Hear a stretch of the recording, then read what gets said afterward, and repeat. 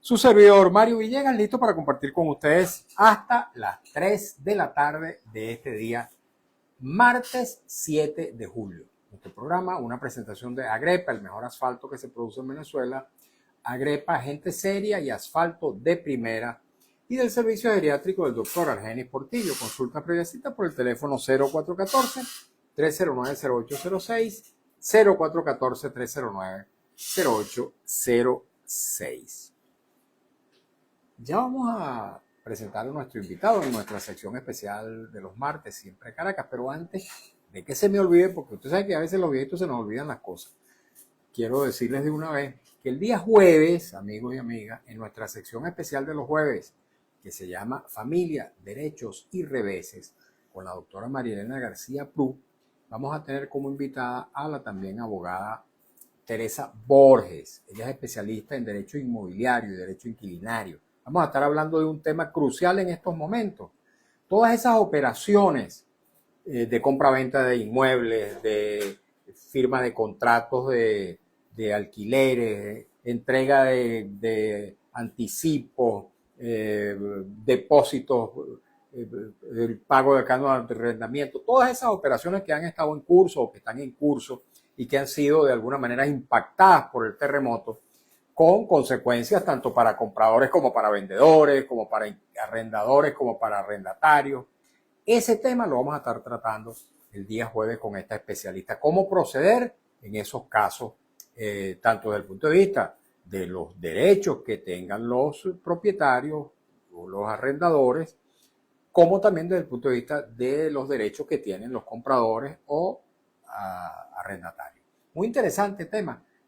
La doctora Borges ya la hemos tenido acá en nuestro programa, es especialista en esa materia. Así que guarden sus preguntas, sus comentarios, sus inquietudes sobre este tema para ese día, jueves a las 2 de la tarde. Y ahora sí, queridos amigos, queridas amigas, vamos a darle paso a nuestra sección Siempre Caracas, que la hacemos habitualmente a partir de las 2:30, pero hoy vamos a abarcar todo nuestro espacio en nuestra sección Siempre Caracas. La hacemos con los municipalistas Ángel Cacique y Carlos Rodríguez. Carlos no va a estar hoy con nosotros, sí Ángel. Y tenemos un invitado especial, un profesor universitario de larga trayectoria, un geógrafo de profesión, un académico altamente calificado, con quien vamos a estar hablando acerca de estos fenómenos naturales que han afectado a nuestra Venezuela y particularmente en este caso específico a Caracas. Ángel, presenta por favor a nuestro invitado. Por supuesto, un placer presentar a Antonio Delicio, geógrafo, amigo, compañero de muchísimos años, experto geógrafo, pero como decimos nosotros, con mucha pertinencia y dominio. Él nos decía modestamente que su participación fue fundamentalmente cuando el deslave de Vargas. Conversábamos en términos personales, ¿no? Una amiga común que es la superministra en este momento se llama Jacqueline Farida y me comenta Antonio que le ofrecieron ser viceministro, pero bueno, él no quiso serlo en el pasado. Eso habla de su pertinencia, de su cualidad académica y un tema bien difícil, Mario. Yo particularmente, y quiero hacer una precisión, yo antes era profesor de ciencias de la tierra y de química. Antes, ya esa materia virtualmente desapareció, cosa que fue un error. Nosotros habíamos montado incluso, cuando la experiencia de Vargas, yo monté en el liceo y en varios liceos en los que trabajaba, montamos pluviómetros un poco para hacer el registro y todo ese tipo de cosas. Y habíamos establecido unos mecanismos. En 10 segundos, antes de sentir el terremoto, mi teléfono comenzó a sonar. El mío también, el de muchísimas personas, de millones de personas. O sea, el punto de referencia que nos evitó de alerta temprana fue un mecanismo tecnológico de Google. Eso hay que agradecer. Me permitió salir, apagar la cocina, salir. A mí no me permitió, no tuve tiempo. Nosotros apagamos, esos 10, 15 segundos apagamos, salimos y saqué a mi familia que estaba abajo escondida. Pero la tecnología seguramente continuará desarrollándose, la ciencia, y seguramente se podrá predecir esos movimientos sísmicos con mayor antelación. ¿Qué dice el profesor Antonio Delicio? Eso es complicado, todavía estamos lejos de predecir exactamente hora. Bueno, pero lugar. minutos antes, por lo menos, más de 9 segundos. No hay, en ese sentido, muy difícil. Allí algunos han dicho, no, porque era predecible, claro, es decir, en algún momento iba a temblar, San Sebastián en algún momento se iba a mover, Boconó también. Sí. O sea, hay un periodo, una periodización histórica en todo esto, en el caso de Caracas. 50 y pico de años. Fíjate, si hemos dicho eso entre el sismo de 1900 y el sismo de 1967, pero sin embargo, en el siglo XVIII hubo 2 sismos en ese siglo y el periodo fue menor, fue de 40 años, 45 años, o sea que tampoco nos confiemos mucho. En esta ocasión fueron 59 años. Claro, entre el 67... 1967 y siempre abarcamos, decimos eso. Pero digo, el del 67 1800, a este del 2006. Claro, sí. Del 2026 fueron 59 años. 59 años, claro. Entonces nos ubica entre 1900 y 1967 en eso, pues en el rango de los 60 años.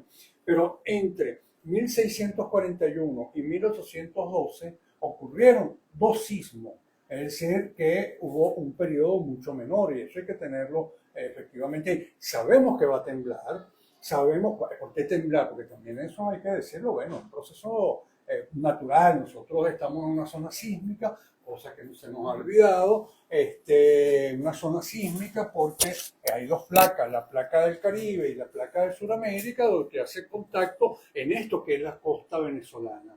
Entonces nosotros tenemos un sistema de falla que arranca de oriente a occidente, desde el Pilar hasta Boconó, pasando por esto que tenemos en el medio, que es San Sebastián La Victoria, con algunas fallas transversales, como puede ser la de Tacagua, que la tenemos aquí mismo en la quebrada Tacagua, que nos conecta Caracas con el litoral. Entonces tenemos este sistema de falla, que quiere decir que este sistema de falla es el punto de contacto entre las 2 placas tectónicas, porque nosotros siempre, Ángel fue profesor de geografía física, de geografía, es decir, nosotros tenemos ciencias de la Tierra, nosotros tenemos la imagen de la corteza terrestre, no, pero son flotantes.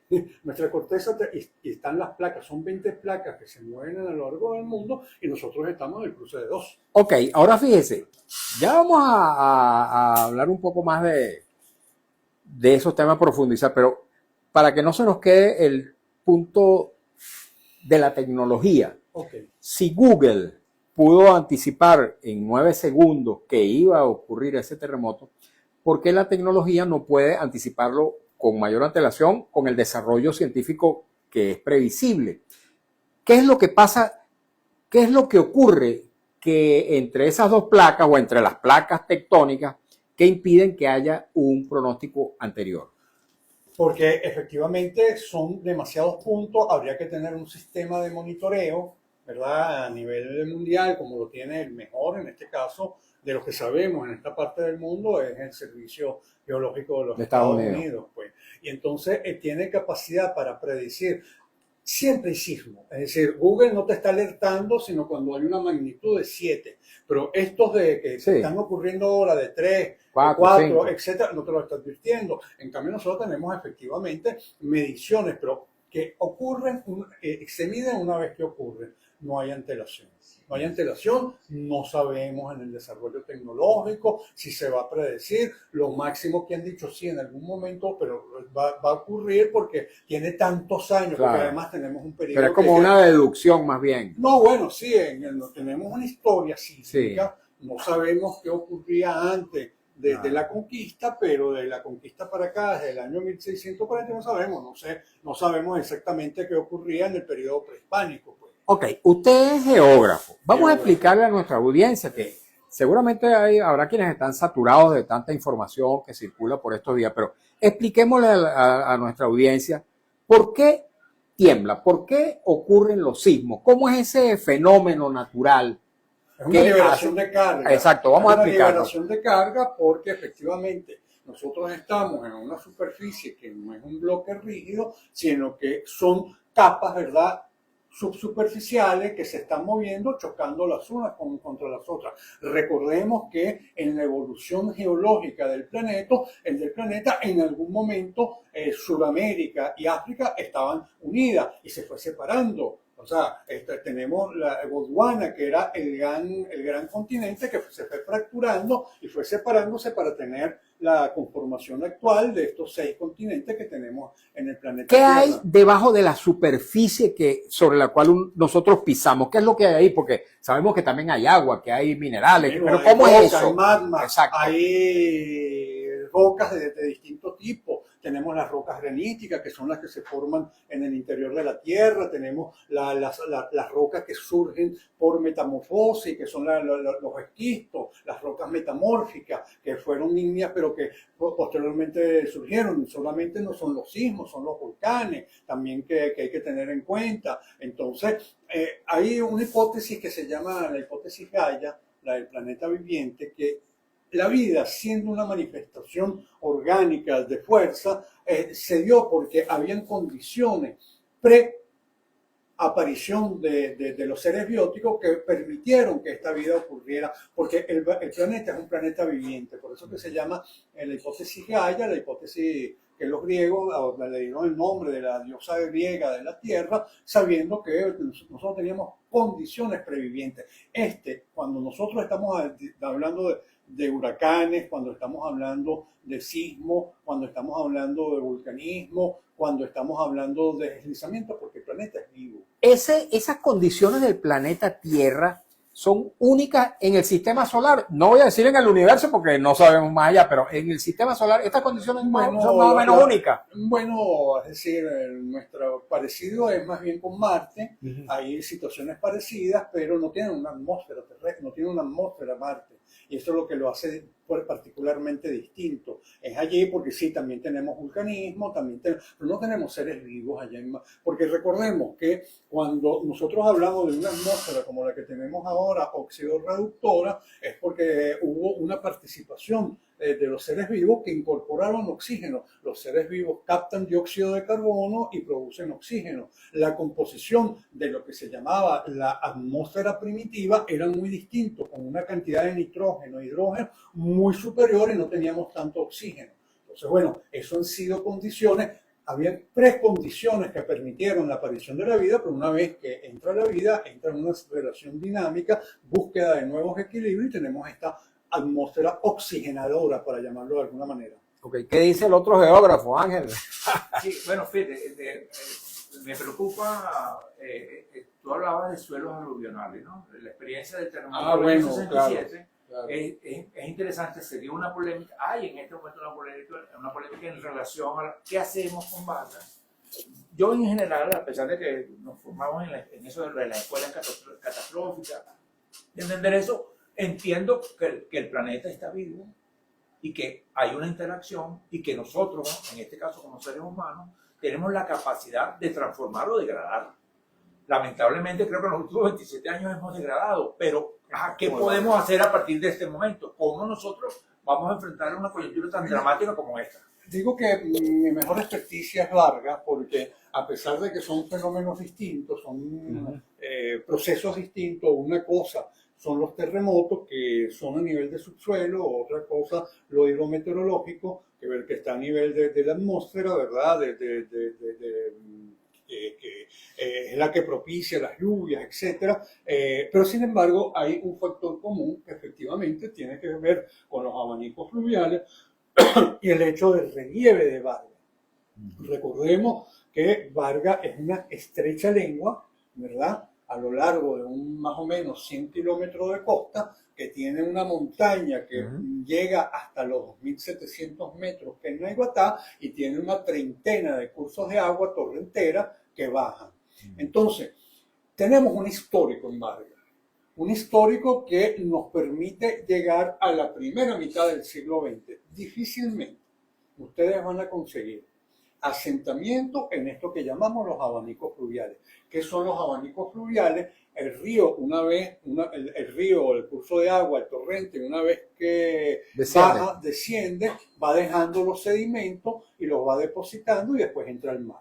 En la medida que se libera de estos sedimentos, entra con Entonces, esos son tierras inestables que en ninguna parte del mundo se utilizan para edificar.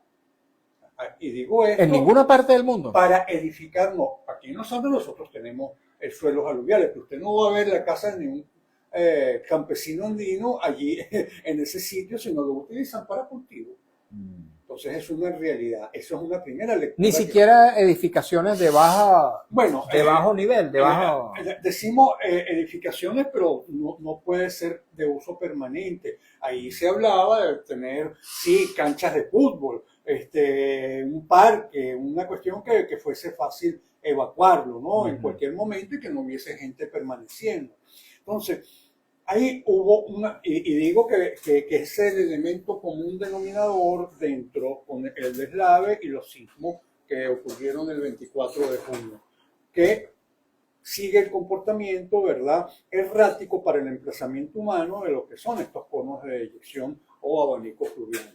En el caso del deslave, ahí los edificios que estaban construidos sobre el cono de eyección, sobre el abanico aluvial, el río transportando, fueron 3 días intensos de lluvia. Ahí se registró en la estación de Maiquetía 900 milímetros en esos 3 días.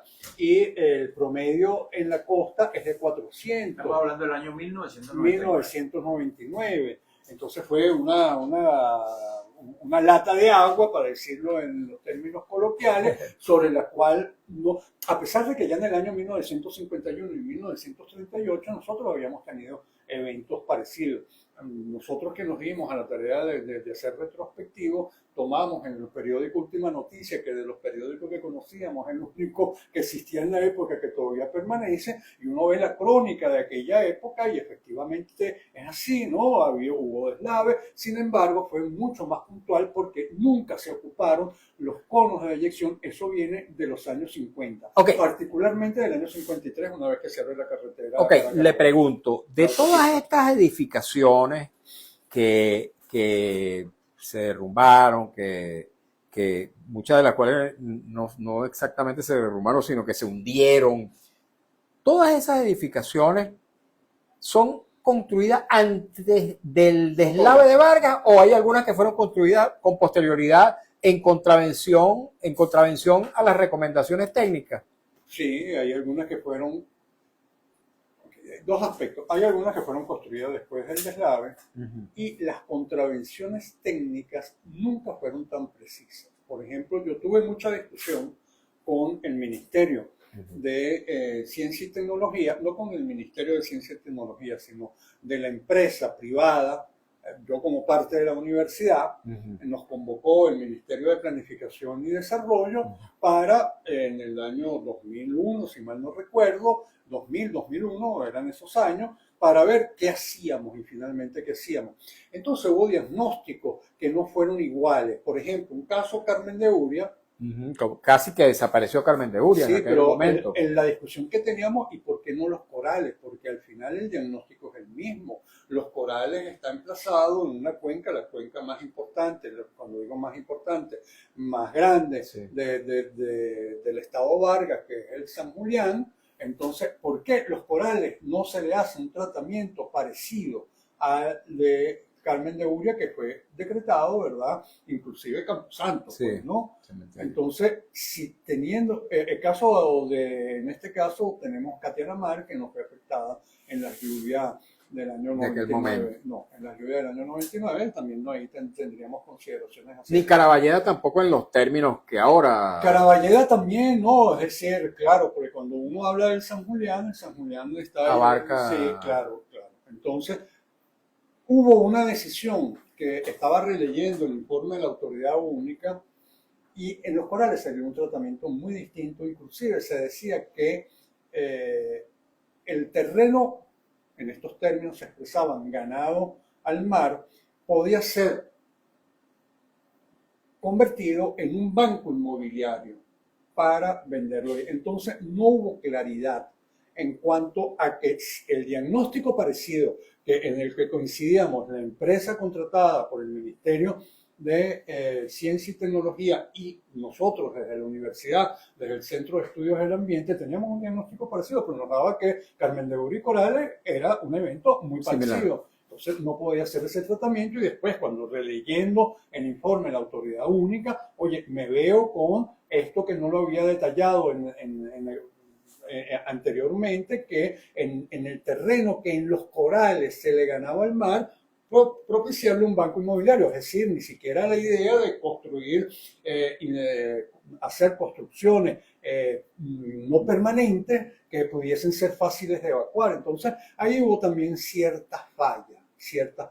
Posteriormente, sobre los lineamientos que se debían seguir, sí se decía el problema de los abanicos fluviales, pero uno ve el plan de ordenamiento del Estado Vargas. En el plan de ordenamiento del Estado Vargas del 2012, yo tengo la versión del 2015, donde fue sometido a consulta pública, que fue el que salió, sí se habla de introducir la variable riesgo, pero no se habla absolutamente nada, no se precisa nada de lo que son los abanicos aluviales, que son estos terrenos inestables que en ninguna parte del mundo, estemos en los Andes, estemos en los Alpes, se utiliza para construir. Ganarle terreno al mar. Esa fue la expresión. Esa fue la expresión que en aquel momento graficaba todo ese deslizamiento de tierras que fueron en alguna medida construidas o, si no construidas, fueron utilizadas incluso para vías públicas, etc. Pero fíjese usted, y por eso traigo a colación la referencia que usted hacía al ganarle al mar, ganarle tierra al mar, ganarle espacio al mar.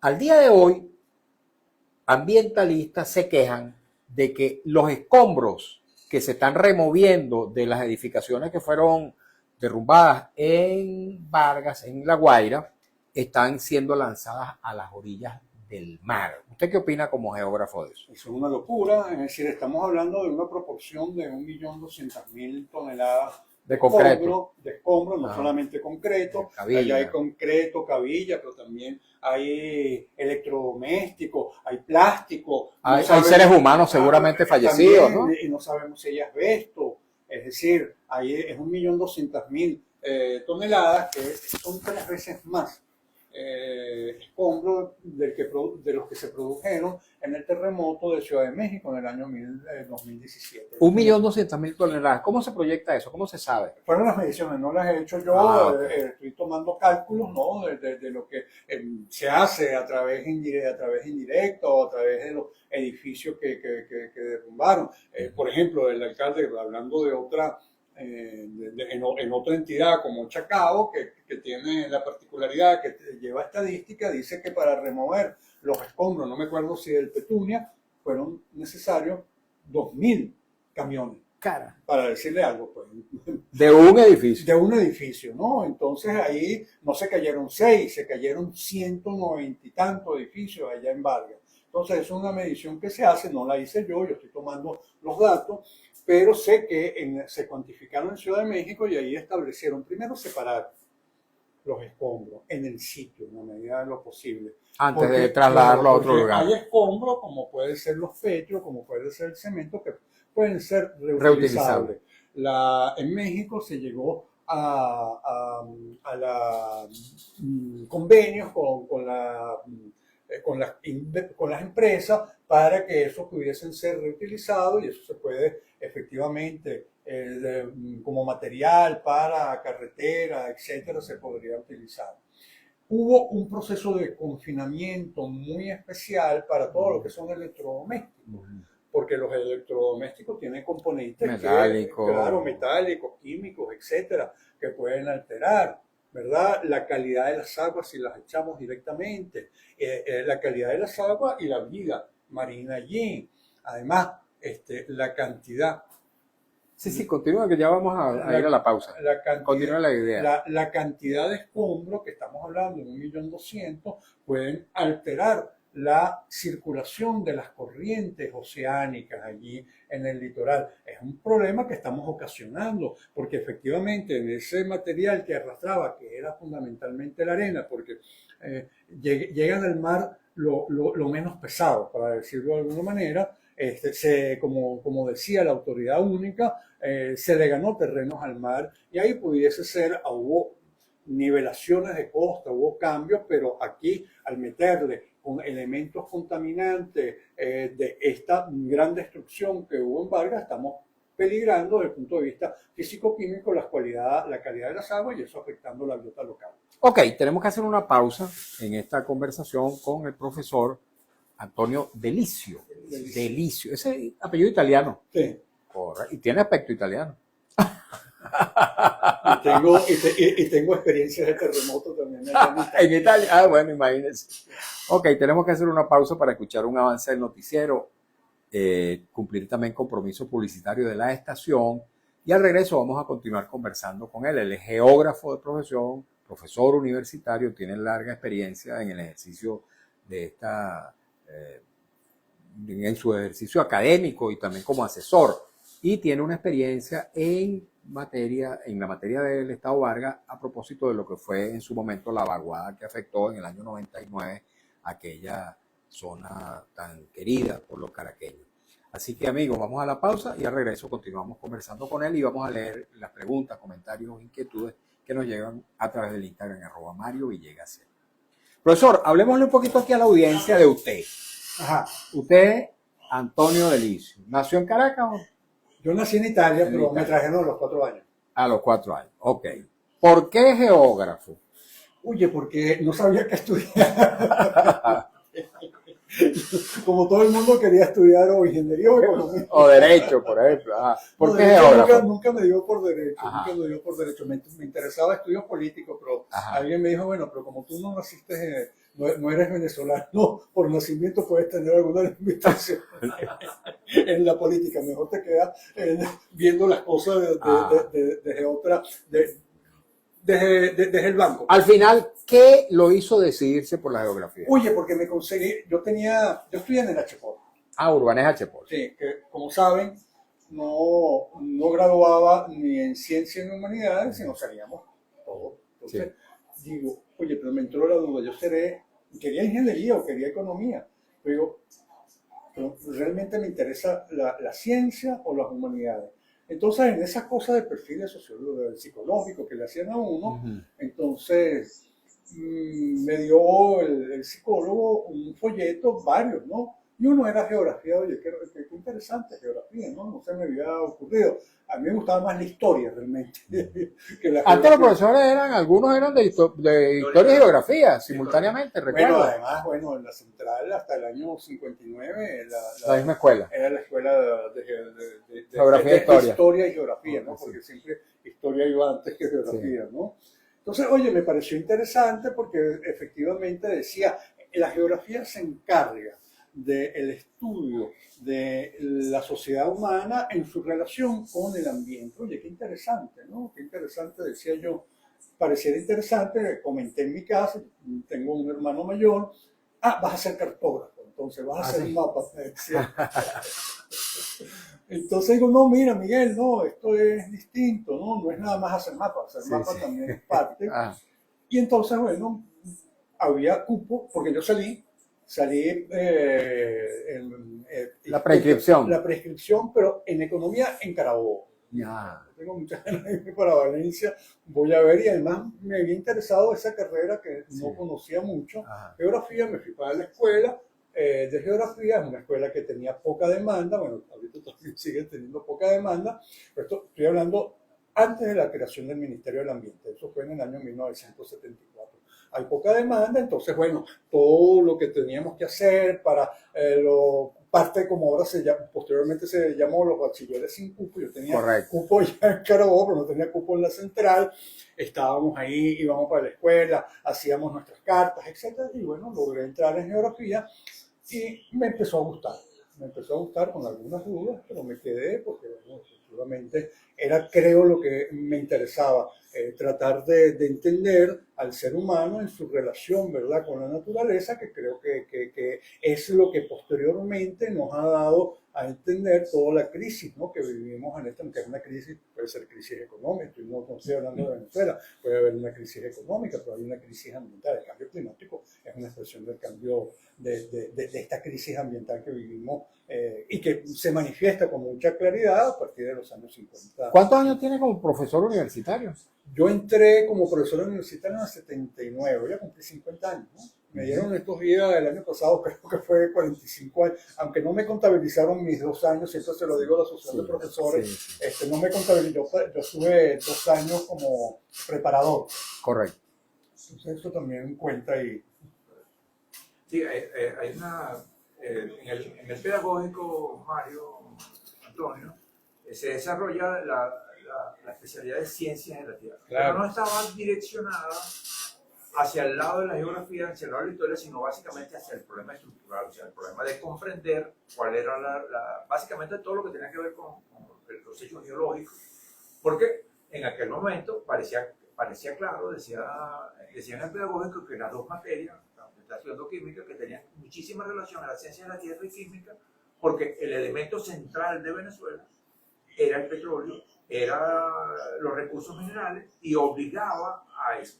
En la dinámica social, en el caso de Katia, nos encontramos, estás hablando de la falla de San Sebastián y la falla de Tacagua. Pero en el caso nuestro, la falla de Tacagua, que ha sido, es más, incluso un amigo me llama y me pregunta y me dice, en la falla se activó la falla de Tacagua, no, si la falla de Tacagua y la falla del Ávila se activa, toda esa zona de Gramovén, toda esa zona de Tacagua, toda esa zona de la carretera vieja y toda esa zona de Altavista, que han sido zonas donde ha habido muchísimos problemas geológicos, digamos, de la década del año 67, bueno, hubiera sido un hecho terrible. Y en este momento, digamos, el nivel de afectación fundamental está en los conos aluvionales, obviamente, pero hacia la zona de Katia, hacia la zona del Junquito, hay también... Sí, en Junquito parece que la devastación fue grande. Fue grande. Pero allá en el pedagógico existía una escuela, la de Ramón Tovar, la escuela de la muestra, no era nada más pura geología y pura ciencia de la tierra física, ¿no? Es decir, también había una tradición que era interesante en el pedagógico. Lamentablemente, como tú dices, como no hay gente estudiando geografía ni geología, tampoco hay gente estudiando ciencia de la tierra. Hoy, lamentablemente, me decía la profesora Laurima, que tenía un programa hoy, me decía la importancia de rescatar esas asignaturas, rescatar esa información. Yo creo que en este momento es una necesidad porque hemos perdido la conciencia histórica, ¿no? de que somos un país sísmico y bueno, a pesar de que tuvimos el deslave, que también tiene que ver con ciencia de la tierra, no estamos reflexionando acerca de la vulnerabilidad que significa vivir en un país como Venezuela, una vulnerabilidad que puede reducirse. Ojo, la amenaza siempre va a estar latente. Cuando uno habla de riesgo, uno dice que es la relación entre la amenaza y la vulnerabilidad. La amenaza, en este caso, es natural y la vulnerabilidad es humana. Depende de lo que hacemos los humanos, podemos ser más o menos vulnerables. Interesante. Ok, vamos a retomar el contacto con la señal abierta de Radio Rumbos. Continuamos en buena hora. Momento de hablarles del servicio geriátrico del doctor Argenis Portillo. Les invito a tomar su número telefónico, puede serle de gran utilidad. 0414-309-0806, 0414-309-0806. El doctor Argenis Portillo es médico geriatra, también médico intensivista. Tiene un compromiso existencial con la salud de los adultos mayores. Tiene consulta en la esquina de Las Ibarras de New Urdaneta, también en el anexo del Hospital de Clínicas Caracas, y ofrece servicio domiciliario para aquellos casos en que el paciente así lo requiera. 0414-309-0806, lo recomiendo ampliamente. Estamos conversando con Antonio Delicio, geógrafo, profesor universitario, aportándonos su experiencia como geógrafo en relación con estos fenómenos naturales, estos movimientos, estas acciones de la Tierra que de alguna manera representan para los seres humanos grandes riesgos, pero que tienen, digamos, la característica de ser naturales y que podrían, entiendo que preparándose para ello, tener mucha menor afectación sobre la vida Claro. de los seres humanos en la superficie terrestre. Sí, por supuesto. Entonces, como estamos discutiendo, es decir, cuando uno habla de riesgo hay un componente que es la vulnerabilidad y la vulnerabilidad es humana. Depende cómo construyamos nuestras edificaciones, depende de la educación que recibamos, depende de nuestro sistema de salud, que un evento de esta naturaleza puede ser más o menos grave. ¿Será que en sus contactos con funcionarios del gobierno o de las autoridades, no me refiero en este momento, sino en general, a lo largo de su accionar académico, ¿será que hay quienes en el marco de la conducción del país, hay quienes se resisten a entender y a considerar que nuestro país es un país sísmico y que hay que prepararse para eso? No No, sé, le pregunto. no he tenido la posibilidad. Yo creo que efectivamente hay conciencia en algunos funcionarios del país de que, bueno, somos un país sísmico. Hay geólogos, yo creo que el señor Garcés Claro, entiende claro. que somos un país Pero no sísmico. me refiero en este instante, sino desde tiempo atrás. O sea, Hubo con el deslave, hablábamos, ajá, lo que pasa es que fuimos unilaterales, pues hablábamos de deslave. sí, Y exacto, no hablábamos de riesgo sísmico. correcto. Y entonces deslave, uno conversó, pero por ejemplo no entendí nunca por qué la autoridad única no llamó a las universidades y contrató a una empresa privada para hacer el estudio, pues de lo que se debía, el estudio de base. Eso no quiere decir que la universidad, a través del Centro de Estudio del Ambiente, a través del Centro de Estudio del Desarrollo, a través del Instituto de Urbanismo, no haya hecho aporte y fueron considerados. Sin embargo, no fue considerado de la manera como nosotros hubiésemos querido, porque al final hay un condicionante. El centro donde yo estaba, que dirigí por muchos años, nosotros logramos hacer algo que se llama la microzonificación sísmica, donde cuadra por cuadra, ¿verdad?, hacíamos un inventario, porque entendíamos que el problema era de vulnerabilidad. Hacíamos un inventario de cuáles son las ferreterías que existen, cuáles son los abastos que existen, cómo deberíamos hacer en caso de sismo, porque sí nos preocupaba mucho la microzonificación sísmica, cuáles eran los sitios de posible evacuación. Nosotros le hicimos en el año 2003 el estudio a la alcaldía de Valencia, que se llama Valencia 2020, y, por ejemplo, la avenida Cedeño, que es una avenida con mucho Corte Inglot, con muchos edificios, decíamos, mira, eso no puede ser el sitio de evacuación, hay que ver dónde. Entonces, ese tipo de consideración nosotros la hicimos, pero no se hizo en este caso con respecto a lo que era. Nosotros éramos de la opinión que en el caso de Vargas, entendiendo la ocupación histórica que ha tenido, se va para la Plaza Bolívar de La Guaira, va para la Plaza Bolívar de Naiguatá, va, caso de Macuto puede ser distinto, pero no se va a conseguir la Plaza Bolívar ahí a la orilla de la playa. Uno veía los mapas del siglo XIX, de finales del siglo XIX, hay un mapa interesantísimo que está en la recopilación que se hizo. El Instituto de Geografía Simón Bolívar, el Instituto Geográfico Simón Bolívar lo hizo la Maravén, cuando existía esa filial de Petróleos de Venezuela, y hay un mapa realmente interesante del año 1870 y algo, y donde vemos con mucha claridad, muy pictórico, pero con mucha claridad, es decir, cuando digo muy pictórico, no había fotografía aérea, no había nada en los recursos, pero uno veía que los conos de eyección, la coalescencia, para llamarlo así, de cono de eyección que arrancaba desde Catialamar y terminaba allá en Caraballeda, Naiguatá, estaba totalmente libre y los centros poblados estaban más arriba. Ahorita viendo el mapa que produce lo que se llama el voluntariado técnico, donde está participando el Centro de Estudios del Ambiente de la Universidad, a través de la Sala de Modelación Ambiental, está participando la Universidad Simón Bolívar a través del Laboratorio de Sistema de Información Geográfica, está con auspicio de la OCHA, que es la Oficina de las Naciones Unidas para la Reducción de Desastres. Vuelvo a ver, y una escala bien bien detallada. Estamos hablando de que están produciendo, utilizando la capa que ofrece Copérnico, es un sistema que tiene la Unión Europea, está produciendo mapas a 1200, una escala muy detallada. Vuelvo a ver la Plaza Bolívar y no hay allí un edificio ni gravemente dañado, ni moderadamente dañado, ni potencialmente dañado. Nosotros proponíamos efectivamente volver a lo que la ocupación del territorio nos estaba indicando antes de la segunda mitad del siglo XX, que los centros poblados crecían hacia allá. Tenemos ejemplos, tengo que decirlo porque es importante.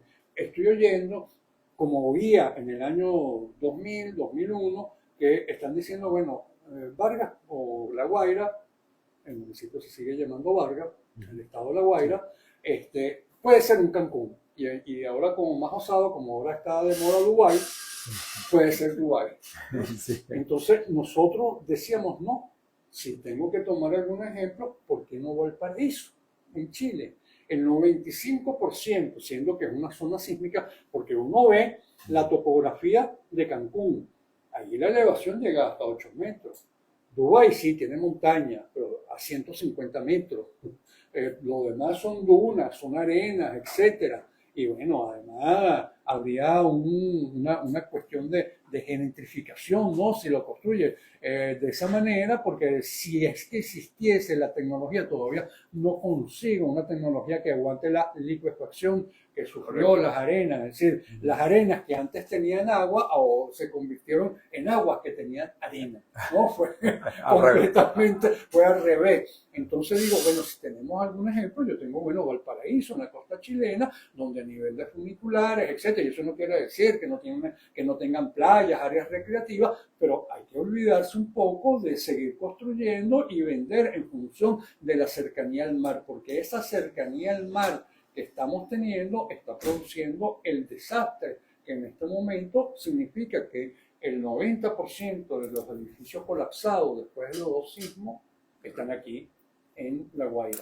Ok, vamos a leer la participación de la audiencia, que hay algunos mensajes que quisiera compartir tanto con nuestro invitado como con la audiencia misma. Alexis Jesús Telles dice, buenas tardes Mario, Ángel y el geógrafo. Por favor, pregúntale si puede venir, Dios guarde, otro terremoto en estos días, que por aquí por La Vega estamos súper asustados. Ya va a responder nuestro invitado. Dice Jaorta 357, y prácticamente es una respuesta al señor Telle. Dice, los terremotos no se pueden predecir, las tragedias sí. Cuando el gobierno convoque y aplique las recomendaciones de los profesionales como el invitado, se evitarán muchos desastres. León del Valle 62.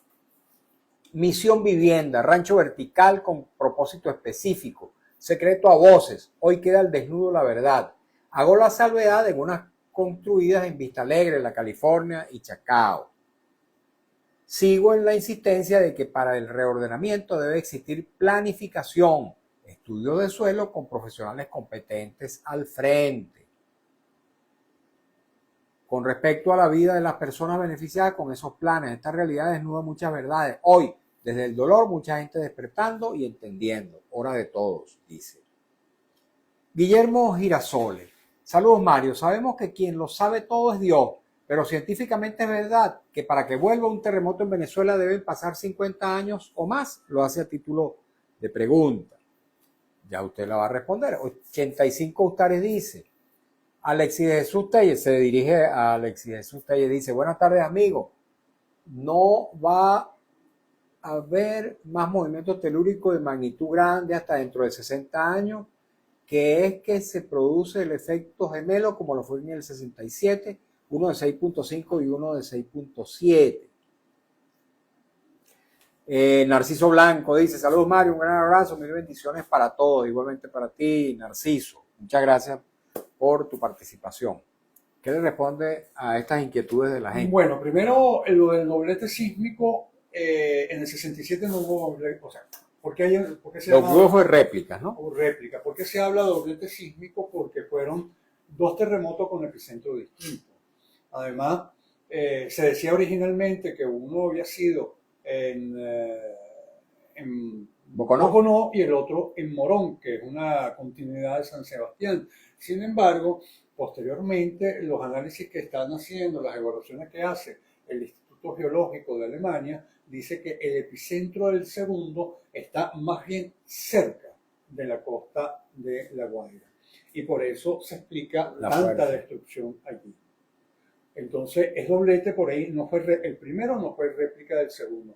Nosotros sí tuvimos un doblete sísmico. En 1900, tengo entendido. No, el de 1900 también fue uno solo, en el ¿Sí? año 1812. Cuando El famoso, sí, ese fue doblete. ese fue doblete porque también fue en los Andes, pero allí afectó Mérida. Y Caracas. Y incluso. posteriormente, pero que afectó Caracas, no fue réplica de los Andes, sino que se movió, igual que ahora, la falla de San Sebastián. Recordemos que San Sebastián se llama así porque es el epónimo, ¿no?, de San Sebastián de Maiquetía, el santo patrono. Entonces, bueno, es una falla que tenemos muy, muy presente. Entonces, doblete sísmico tuvimos en el año 1812 y los estudios que hizo Fumbisi retrospectivos, porque no teníamos ahí la escala Richter para la época, pero sin embargo pudieron hacer apreciaciones y dijeron que efectivamente esos dos eventos sísmicos también podían ser evaluados retrospectivamente como de escala 7 en Richter. Sin embargo, en escala Mercalli, que es la otra escala que utilizamos porque aquí de desastre, devastación, sí nos daba una gran devastación. En Mérida, del máximo de la escala Mercalli, que va de 1 a 10, y en Caracas y La Guaira en 9. Entonces, allí el doblete se produjo en el año 1812. Otro doblete más reciente, el de Turquía, en el año 2023. Pues ese también fue doblete. No es común que ocurra doblete sísmico. Aquí ocurrió. Y bueno, fuimos de alguna manera, nos ganamos un premio que nadie se lo quiere ganar porque efectivamente la repercusión puede ser mayor. Se habla efectivamente de cada 60 años, pero ojo, hay eventos en el siglo XVIII que marcan una periodicidad menor. No estamos diciendo que sea mañana, no estamos diciendo que sea el año que viene, la periodicidad pudiese inclusive ser de 40 años. Entonces hay que tener ojo con eso. Lo importante es la vulnerabilidad. ¿Cómo? De aquí en adelante, efectivamente podemos bajar la vulnerabilidad porque sismos mayores de 7, de 7.5 han ocurrido en Chile. Correcto. Pero, para hablar de Sudamérica, pues, ¿no? Pero Chile efectivamente tiene una regulación antisísmica muy, muy estricta y que difícilmente ocurre lo que ocurrió aquí con tantos edificios colapsados. Entonces el problema es cómo bajamos la vulnerabilidad. Por el otro lado, también se decía, bueno, va a ocurrir otro evento. Eso no quiere decir que no sigan habiendo, y en este caso sí podemos hablar de réplica. Difícilmente, no conozco un caso que de doblete se haya pasado a triplete, ¿no? Que puede existir también. No conozco. O sea, no pero conozco. fenoménicamente, No, o sea, desde el punto de vista geográfico, es no ha posible. ocurrido, pudiese, pero no ha ocurrido. Ni cuarteto menos. Ni cuarteto, ni jonrón, con 3 envases, nada de eso. O sencillo, o doblete, lo que tenemos ahora, menos mal. Ángel.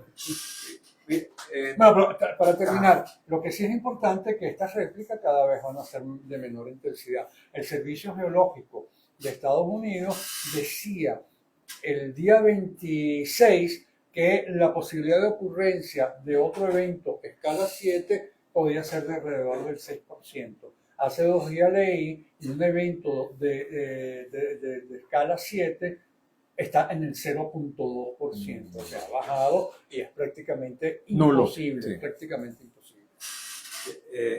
Las cifras de muertos, según los alemanes, son 3.535 fallecidos. Pero eso también lo dice el gobierno. Sí. Eso lo dice el gobierno. Pero son los fallecidos que han sido registrados, o sea, los que... Pero hay supongo un que habrá de de desaparecidos que desaparecidos, seguramente serán muertos. Igual que con el deslave, que quedarán en un terreno complicado, pero no encontraremos nunca. Sabemos que en el caso de Vargas, por ejemplo, que nosotros tuvimos una investigación en Carmen de Uria, sabemos simplemente porque la familia que estaban ahí nunca apareció. Sí. O sea, Obviamente, no hay Está manera de, si esas personas no aparecieron luego de 5 años, obviamente esas personas fallecieron en el momento de la guerra. Claro. Entonces, eso nos da una situación complicada y que nos coloca también en el caso de cuando hablamos de Junquito o cuando hablamos de Katia. Yo estuve en una zona en Isaías Medina Angarita, estaba, digamos, un conjunto de viviendas y en una de ellas se cayó. Teníamos una discusión en relación a la activación de la falla de Tacagua, ¿de acuerdo? O la activación de la falla del Ávila, porque en el año 67 el terremoto aquí en Chacao tuvo un coletazo allá en Katia, en Altavista, donde yo vivo, existió algunos derrumbes de edificios y en este momento ahí en Altavista hay algunos edificios que están seriamente afectados. Y ahí es una preocupación. Yo entiendo que tú eres geógrafo, pero hay una preocupación que hemos tenido siempre, Carlos y yo, en relación, y compartido con Mario, que es la inexistencia de una sistematización del proceso urbano en la ciudad. El nivel de construcción en algunas zonas, en los Magallanes, yo parto de la premisa, digo, Dios existe porque esos edificios, esas viviendas que tienen bloques cruzados no se cayeron, porque es la única manera de explicar que no haya ocurrido una tragedia de mayor magnitud. Y además el suelo sobre los cuales están asentados es más bien roca, entonces eso también ayuda. Hay una deuda que se tiene con la ley del 2009, la ley de gestión de riesgos socionaturales. Fíjate qué interesante, porque son socios naturales. El riesgo tiene el componente natural, pero también social y tecnológico, porque también hay cuestiones que no escapan de la naturaleza y puede, si explota pues una línea de transmisión eléctrica, seguramente no será por la naturaleza, sino una sobrecarga, y entonces también ese tipo de riesgo está atendido en esa ley. No se ha hecho. Esa ley obliga a tener, no a nivel de parroquia, pero sí a nivel municipal, un plan, ¿verdad?, de gestión de riesgo. En Venezuela no existe. Pareciera ser, pero no sé si en el ámbito de la ley o lo que hace Protección Civil, por lo que le entiendo al alcalde, y bueno, por la experiencia que tuve, que hay un plan de reducción de riesgo, ¿verdad? Pero no necesariamente en el marco de la ley, por Protección Civil allá en Chacao. Es la única que efectivamente ha logrado tener, porque todo lo demás, en Libertador no hay nada, hay planes de contingencia. ¿Qué pasa? Cuando uno dice un plan de esta naturaleza, porque uno tiene que saber qué se hace antes, qué se hace durante y qué se hace después. Por eso que no es contingencia. Contingencia arranca, bueno, por un hecho sobrevenido, bueno, ¿cuál es si existe un terremoto, si se da un terremoto, ¿qué voy a hacer? Es un plan de contingencia, y tenemos municipios aquí en el área metropolitana, La Guaira no tiene. Por eso que decía anteriormente que el plan de ordenamiento de Vargas no contemplaba, decía sí, orientaciones, criterios generales, pero efectivamente nunca se dio ese plan. Es más, un informe que escribe, que edita la Academia de Ingeniería y Hábitat en el año 2019, Vargas 20 años después, efectivamente dice que eso es una ausencia en Vargas importante, que es qué se van a hacer con los abanicos aluviales. Y sigo diciendo, son dos eventos distintos, no es el HARP, no es que si llueve va a temblar o si tiembla va a llover, no, son dos eventos distintos, pero tienen el factor común, que son los ríos y sus abanicos fluviales. Se nos acabó el tiempo. Bueno, muchas gracias. ¿Qué podemos decirle a nuestra audiencia que está preocupada? A la audiencia hay que decir, sí, va a seguir temblando, en algunos países esto se llama réplicas de asentamiento, porque una vez que hubo un desplazamiento, la placa del Caribe corrió hacia el este, hacia el oriente, y la placa de Sudamérica hacia el oeste, con una cizalla. Entonces, esto tiene que compensarse, y estas réplicas son para compensarse. Va a seguir temblando, las probabilidades que ocurran sismos de menos de 3 grados es la mayor, un 90%. De 4, disculpa lo de grado, porque eso es una equivocación Sí. que a veces cometemos, a nivel 4, porque es una escala logarítmica, ¿no? Sí. Cuando uno habla de 3, 4, 5, no es que tengo temperatura de 36 que me Subió a 37. no, Sí. es 40, es una escala logarítmica, entre 5.7 y 7.2 es 40 veces, entre 6.7, que fue el sismo del 67, a 7.5 es 100 veces más, es decir, entonces, las réplicas van a ser nivel 4, las mayores en un 99% probable de que sean nivel 3, nivel 4 un 60%, bajó muchísimo, inclusive la de nivel 5 se habla de un 40%, la de nivel 6 en un 30%, y como decía, entonces réplicas siempre van a ocurrir y hay que exigir que se cumplan las leyes. Esa ley está bien redactada, hace falta muchas cosas, pero en el marco general hay que pedir que nuestras parroquias, nuestros municipios tengan estos planes.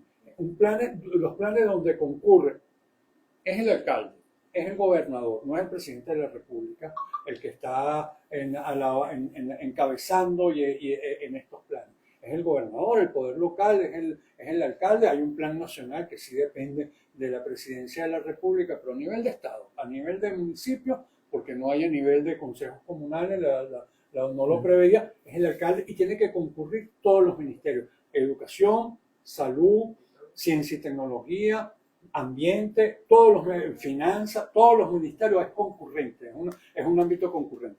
Profesor, muchísimas gracias. Mario, placer y qué bueno estar aquí en Radio Rumbo. Qué bueno. Para nosotros también es un placer haber compartido con usted. Bueno, Yo era de la época de cuando se llamaba, yo no sé si sigue llamando Gigantes Rumbo. todavía, cada vez más gigante. Estando una vez en Cuba, me decían que oían las carreras de caballo, que ya a través de Radio Rumbo que llegaba a Cuba. Ah, bueno.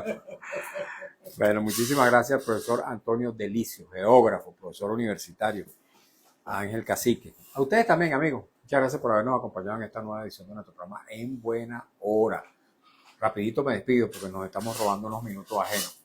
Hemos trabajado para ustedes con mucho cariño, como siempre, desde la dirección de Radio Rumbos, Elsa Siciliano, en la jefatura de prensa Luis Alberto Albornoz. En los controles, Lourdes Pérez. En las redes sociales de Radio Rumbos, Marco Rivera, frente a los micrófonos, su servidor Mario Villegas, con B de Venezuela. Nuestro programa es una presentación de Agrepa, el mejor asfalto que se produce en Venezuela. Agrepa Gente Seria, asfalto de primera, y el servicio geriátrico del doctor Argenis Portillo. Consulta previecita por el teléfono 0414-309-0806. Tengan todas y todos muy buenas tardes.